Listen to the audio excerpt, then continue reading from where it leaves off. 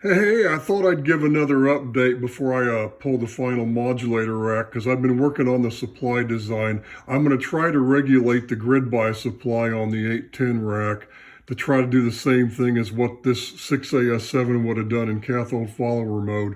Right now I have a 60 milliamp load on the output. I don't have the plates on the tubes wired up. I've just had the filaments going, and I checked it out last night. It's running at 6.7 volts, which is fine, but I'm going to drop it down a little.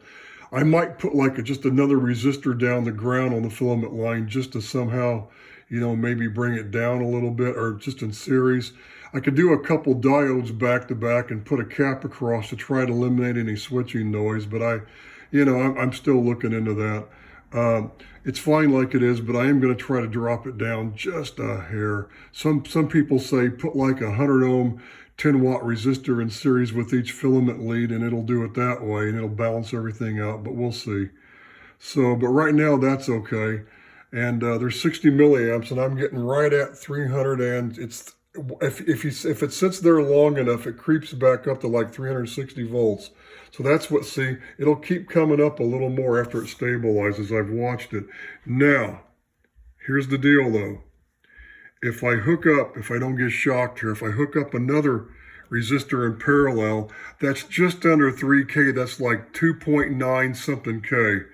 And it drops it down to 350. And if I let it sit there long enough, it'll slowly creep up just a hair bit above 350.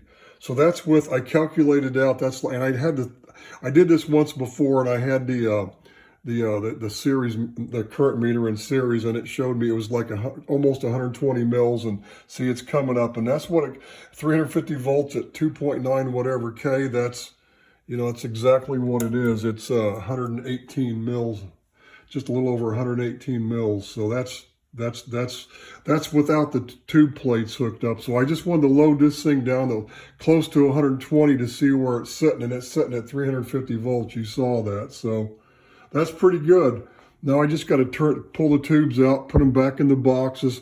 And these are all the new tubes too. I just wanted to check the supply with the load and just see what it does before I go to hook the tubes up. I have a hunch when I set these two guys because this is going to be set to 40 mils per plate, at idle. So 40, so that's 80 plus whatever. I think this is probably going to be less than 120 mils.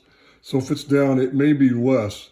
I don't think these three tubes are going to draw. Now I temporarily had to disconnect because I had to fill it. I had the secondary, the primary of that transformer, that Hammond 128E connected. And I realized, oh wait, I have to unhook that before, because I don't want to throw high voltage on this tube, because I don't have all the other components, everything else hooked up yet.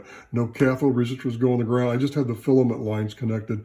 So I'm getting ready to do that here in a minute. I'm going to turn this thing over after I pull the tubes out, and I'm going to start wiring up all the components to the tube sockets and get everything ready. So then I'm going to have it ready. It's Thursday here, April 2nd, I believe. So I should have this done by this weekend and ready to test out. And then when I do that, I'm going to pull the 810 rack out here and start going through that, clean it up. I'm going to modify the grid bias supply and go from there. So I'll do a video when I start doing that. But I just thought I'd do another one real quick to show you where I've gotten on this. It's coming to life. It'll be done shortly. So 73s for now. Wait for probably another video sometime this weekend, if not early next week.